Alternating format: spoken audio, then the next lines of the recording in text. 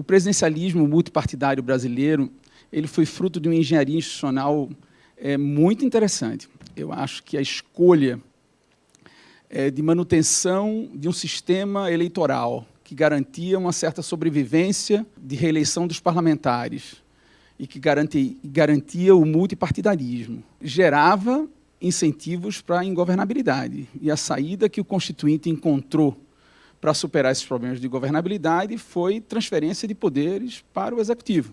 O Executivo se tornou poderoso, a literatura de ciência política sabe que presidencialismo não gera partidos fortes, são partidos nacionais, mas ideologicamente frágeis, são ideologicamente amorfos. O presidencialismo não é o reino de partidos fortes, consequentemente, os partidos são fracos e, no espaço multipartidário, mais fracos ainda, e o presidente não desfruta normalmente de maioria legislativa e precisa construir essa maioria legislativa. E para que essa maioria legislativa seja construída e seja sustentável a longo prazo, esse presidente tem que ser forte. Esse presidente tem que ter dispositivos constitucionais e orçamentários capazes de atrair suporte. O presidente tem que funcionar como um formateur, né, como um sol que atrai satélites em torno dele e que só quem tenha interesse de não galvanizar energias em torno do Executivo são os partidos que aspiram ser governo no futuro. Os partidos que não têm interesse de trilhar o caminho presidencial normalmente se agregam ao majoritário vencedor, seja ele quem for. E esse é o modelo virtuoso brasileiro, porque isso gera governabilidade a um custo relativamente baixo. Se temos aqui na sala 2 exemplos virtuosos de presidencialismo multipartidário, onde está essa disfuncionalidade? Por que precisamos fazer reforma? Por que precisamos reformar? E reformar o quê? Dado que esse sistema é capaz de gerar equilíbrio. Equilíbrio não no sentido parede superior, né, não, no sentido de que os atores políticos não encontram alternativas ao status quo que gere retornos maiores do que o status quo. Então, esse sistema ele gera governabilidade. E o grande problema desse presidencialismo multipartidário com um presidente muito forte, constitucionalmente muito forte, poderes orçamentários, com capacidade de interferência na agenda legislativa, especialmente se os presidentes das casas legislativas compartilharem das preferências do presidente, é como controlar esse presidente. Então, esse foi outro dilema que o Constituinte brasileiro enfrentou e deu respostas muito adequadas, na minha opinião. Respostas excelentes, que foi a constituição de um sistema muito vigoroso, checks and balances, no fortalecimento da independência do judiciário, de um Ministério Público extremamente ativo, vigilante, inquieto, que não deixa o presidente dormir sem Lexotan, é o tempo inteiro criando problema para o presidente, tribunais de contas ativos, independentemente da sua composição, dispõe de um corpo burocrático, concursado, independente, muito competente, dispõe também de outros instrumentos de controle na sociedade, Controladoria Geral da União, quer dizer, é um arcabouço tão multifacetado de controles que mesmo esse presidente poderoso, como Maria bem definiu, não pode fazer tudo o que quer. O processo não é eficiente e não foi desenhado para sê-lo. O presidencialismo multipartidário não foi desenhado para ser eficiente. Ele foi desenhado para ser inclusivo, para gerar inclusão de interesses dentro do jogo e controle mútuo. Mesmo um presidente que nega esse sistema, no caso do presidente Jair Bolsonaro, que foi eleito na negação das instituições, na negação dos partidos políticos, na negação do presidencialismo multipartidário, ao fazer uma leitura míope do presidencialismo de coalizão, ao associá-lo à corrupção, é uma interpretação tosca, e tentou governar de uma forma unilateral, com conexões diretas com o seu eleitorado, e esse presidente foi forçado pelas instituições a se comportar de acordo com o que as instituições assim definem. Hoje, o presidente Bolsonaro, mesmo sendo minoritário no legislativo, ele tem uma coalizão que o protege contra iniciativas de acordo com os interesses do executivo consideradas indesejáveis. Nesse sentido, o sistema é extremamente virtuoso. Ele cria condições de governabilidade. Não tivemos mais problemas de governabilidade. A Constituição, depois da redemocratização, todos os presidentes não enfrentaram, tivemos 2 processos de impeachment, mas todos eles foram resolvidos diante da lei, com toda a legitimidade, sob os auspícios e concordância do judiciário. Por que, então, nos incomodamos tanto com o presidencialismo multipartidário? Por que nos inquietamos com alguma coisa que está dando certo? Nós temos estabilidade democrática, mesmo um presidente que nega o presidencialismo multipartidário, que atenta a cada segundo contra as instituições democráticas, ele se submete aos resultados do jogo. Não temos tido nenhum retrocesso institucional, Temos retrocesso em várias políticas públicas, mas o que esperar de um governo pré-moderno como o de Bolsonaro? O que esperar de um governo retrógrado como o Bolsonaro? Retrocessos em políticas públicas, isso era esperado, mas não retrocessos institucionais. As instituições estão rígidas, funcionando na sua maturidade e impondo limites cotidianos a esse presidente poderoso. Então, quando pensamos num sistema alternativo a esse, diante do que Maria Hermínia bem definiu do sistema hiperconsensualista, como é o brasileiro, na realidade, o único elemento que eu identifico de agregação de interesse na sociedade brasileira é o poder do presidente. O resto tudo é fragmentação. Tudo é fragmentação. O único elemento que gera um contrabalanço nesse jogo é esse presidente forte, por fragilidades políticas da presidente Dilma, que, infelizmente, deixou que as emendas individuais passassem a ser impositivas, que foi uma perda gigantesca para o presidencialismo multipartidário, porque essa é uma moeda de troca capital do presidencialismo multipartidário brasileiro. Muita gente tem pruridos com o fato do presidencialismo multipartidário necessitar de moedas de troca. Mas essas moedas de troca são legítimas, são legais, não são ilegais, não tem corrupção nesse jogo. E no momento em que o presidente concedeu tornar essas emendas impositivas, e depois, infelizmente, também no governo do presidente Temer, as emendas coletivas se transformaram em positivas, algumas delas, e agora no governo Bolsonaro também, outras emendas coletivas se tornaram impositivas, era natural que o próprio sistema encontrasse moedas alternativas. Esse escândalo que foi forjado agora com essas moedas, essas emendas de relator, que foram ressuscitadas, essas moedas de troca secretas, em que não se sabe o DNA, o CPF do autor, e elas são alocadas. Isso é uma disfunção, sim, do presidencialismo multipartidário, fruto de uma incompreensão da necessidade do presidencialismo multipartidário ter moedas de troca legais e institucionais para que o presidente tenha discricionalidade e jogue estrategicamente com isso, porque os parlamentares necessitam desses recursos para serem reeleitos. E esse jogo ele funciona de forma equilibrada. No momento em que você reparte o poder, mesmo tendo um presidente com menos poder, seria mais um ponto de veto no jogo, certo? Se o sistema já tem muitos vetos, o semipresidencialismo ele cria mais vetos nele. Então, torna o jogo ainda mais ineficiente, né? Então, se o semipresidencialismo, de fato, gera uma promessa que é a maior flexibilidade, né, o que nos inquieta no presidencialismo multipartidário, é lidar com um presidente incompetente ou corrupto até o fim do seu mandato. Isso é o que nos inquieta. Então, o que nós fazemos para nos livrar de Bolsonaro? O que nós fazemos para nos livrar de um presidente corrupto? Nós já temos um instrumento, que é o impeachment.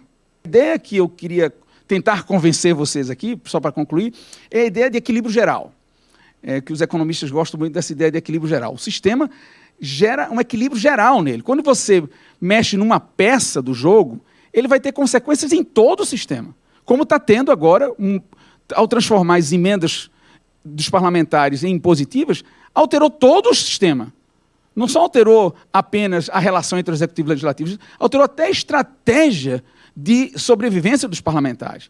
Então, quando pensamos em alterar o sistema político, nós temos que pensar em todos os elementos que se agregam e que geram equilíbrio. Então, será que a nova composição de regras vai ser capaz de gerar um equilíbrio superior ao status quo? É essa pergunta que temos que nos responder.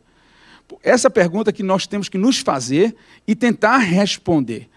Eu não vejo em que uma alteração do sistema, do regime político, do presidencialista para o semipresidencialista, geraria um ganho Especialmente porque eu acabei de ler no avião, quando eu vinha do Rio de Janeiro para cá, um novo artigo de um colega nosso, André Borges, que acabou de ser aceito no Journal Government and Opposition, em que ele faz uma comparação justamente de sistemas presidencialistas e semipresidencialistas no que diz respeito à disciplina partidária, né?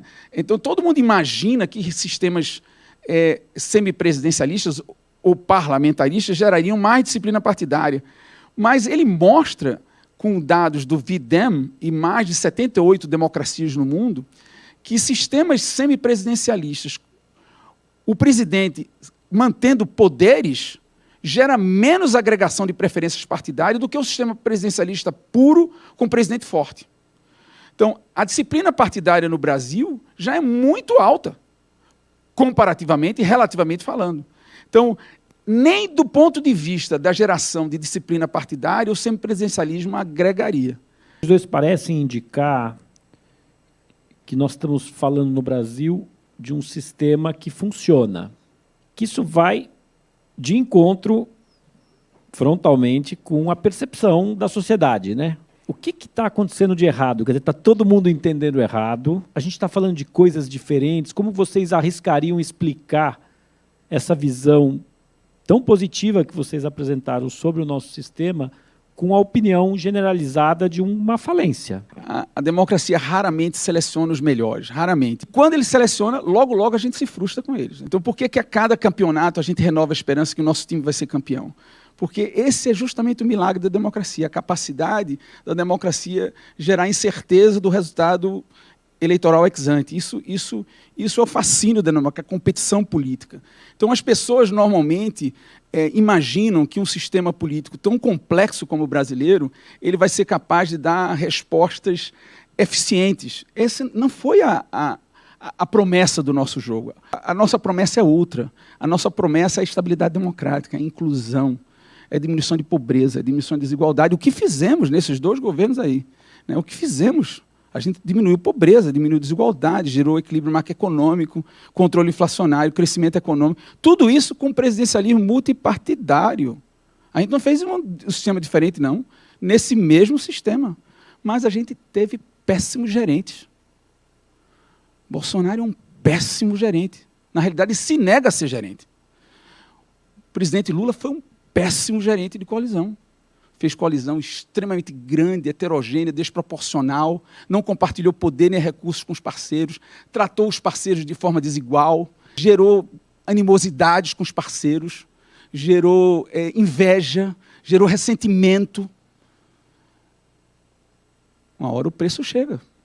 Depois do governo Fernando Henrique, início do governo Lula e o primeiro mandato do governo Dilma, nós tivemos um crescimento econômico muito acelerado, isso gerou ganhos bastante expressivos de qualidade de vida. Imaginava-se que estávamos catapultando para outro nível, mas o governo Dilma errou demais na sua política macroeconômica. É uma sucessão de erros que nos jogou de novo numa trajetória inflacionária, um gasto irresponsável, levando a déficit público. Isso gerou uma frustração enorme na população.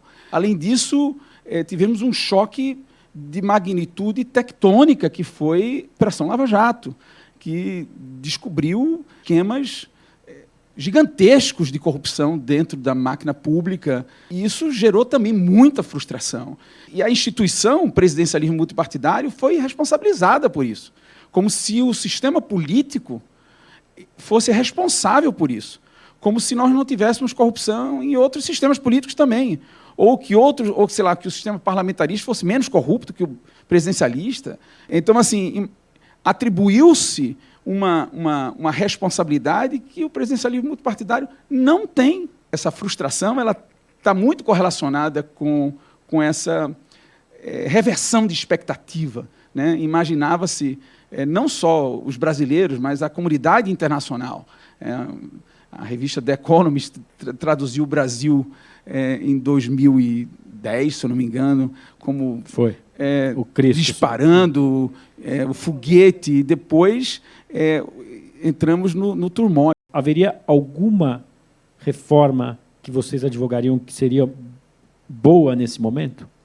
alguma mudança de algum jeito no nosso sistema político que a gente andasse para frente? Eu acho que a gente tem que pensar em duas reformas, mas não no sistema político. No sistema político, mas não no sistema eleitoral, no sistema presidencialista, não. Não dá mais para o presidente utilizar do Procurador-Geral da República, da Procuradoria-Geral da República, como um instrumento de proteção. E a gente tem que pensar numa outra fórmula em que o procurador não possa se candidatar ou ser indicado para nenhum outro cargo. Eu acho que tem que proteger a Procuradoria-Geral da República. Esse cargo é muito caro para a nossa democracia, para ser um procurador tão dócil, para não dizer outra palavra, como o Augusto Aras. Então, acho que é preciso pensar. Outra coisa importante é que restringir a autonomia do presidente de indicar qualquer um. Eu acho que a ideia da lista tríplice, institucionalizar uma lista para que o Procurador-Geral da República tenha um constrangimento dos seus pares. Quando o presidente indica alguém que está fora da lista tríplice, ele só tem como constituency, né? Só tem como que responder ao presidente, então ele fica muito vulnerável a pagar o preço de ser indicado. Então, eu acho que a figura do Procurador-Geral da República ela tem que ser mais bem protegida. Eu acho que esse foi um problema do Constituinte de 88, não ter pensado em instrumentos institucionais de proteção do Ministério Público no que diz respeito à utilização política desse cargo. Eu acho que isso foi uma falha do Constituinte. Então, eu acho que a gente tem que refletir uma forma de fortalecer ainda mais os instrumentos de controle. Deixar sempre o presidente se sentindo perseguido. O presidente com delírio persecutório é o melhor presidente que existe. O presidente que dorme tranquilo, ele tem algum problema com ele. Ele tem que ter delírio persecutório, ele tem que achar que o mundo está conspirando contra ele, porque ele tem que dar resposta. As pessoas reclamam da mídia brasileira. Eu acho a mídia brasileira incrível. A capacidade que a mídia brasileira tem de fazer oposição a qualquer presidente, independente de quem ele seja ele de esquerda, de direita, de centro. Ele não dorme tranquilo. A mídia, o tempo todo, cria problema para o presidente. Isso é maravilhoso. Isso é um sistema incrivelmente interessante. Né? Paradoxalmente, um efeito perverso positivo da pandemia com a mídia tradicional foi que a mídia tradicional se fortaleceu. Nunca ninguém vendeu tanto jornal como agora, né? Porque as mídias alternativas perderam credibilidade e a mídia tradicional, que faz checking, né? Faz o tempo todo e tem reputação a zelar, voltou a ter força. Então, eu não sei, eu acho que foi um choque, mídias sociais, mídias alternativas para a mídia tradicional, mas já isso se acomoda. Eu acho que a gente não vai abrir mão desse papel importante que a mídia, que a imprensa contribui para democracias, né? Não, independentemente de qual regime. O último livro do Darren Acemoglu e James Robinson, chama Corredor Estreito, foi traduzido para o Brasil, e que eles argumentam que a democracia ela fica capenga se ela só depender de instituições, né? Então, instituições fortes, o Estado tem que ser forte, mas o que impede o Estado ser forte, o que impede a tirania do Estado forte é a sociedade forte, né? A sociedade capaz de impor limites e fazer com que o Estado e sociedade consigam entrar no que eles chamam de corredor estreito. Vamos dizer assim, que tem limites ao exercício desses poderes. Né? Então, a sociedade ela dá justamente esses limites. E eu acho que a sociedade brasileira ela é muito ativa. Não só a mídia, né, mas é muito ativa. 2 dias atrás, uma mobilização da sociedade, dos empresários, artistas, intelectuais, fizeram um manifesto em defesa da democracia, em defesa das eleições. Talvez muitos dessas pessoas que assinaram esse manifesto tenham votado no presidente Bolsonaro e se frustraram com a sua gestão no governo, o que mostra um grau de ativismo e vigilância incomuns na sociedade brasileira. A crença dominante entre os decisores públicos e a sociedade é a crença pela democracia. Eu acho que essa é uma crença dominante. Inclusão social é uma crença dominante. Eu acho que ninguém é capaz mais de abrir mão de inclusão social, de pilares democráticos, e isso se deve muito a ação integrada das instituições em conjunto com a sociedade ativa e vigilante. Vocês estão mais para despreocupados em termos da nossa continuidade democrática ou é bom estar alerta? Eu acho que a conjuntura atual não oferece riscos à democracia brasileira, não porque o atual presidente não queira, mas é porque a sociedade brasileira e as instituições não permitirão.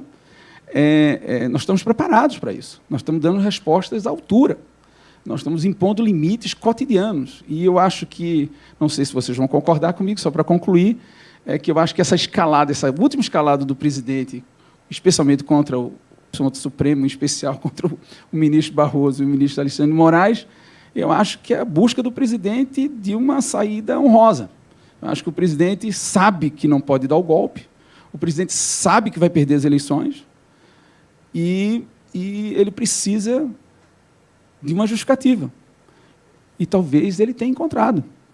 Ele tem encontrado. Vai competir as instituições a efetivar essa saída dele, institucionalmente falando, e de forma legítima, e a democracia brasileira vai se fortalecer ainda mais desse imbróglio. Eu acho que eu estou convencido disso, tranquilo de que, a despeito de termos um presidente pouco afeito aos procedimentos, às normas, à liturgia democrática, nós estamos preparados. Estou tranquilo.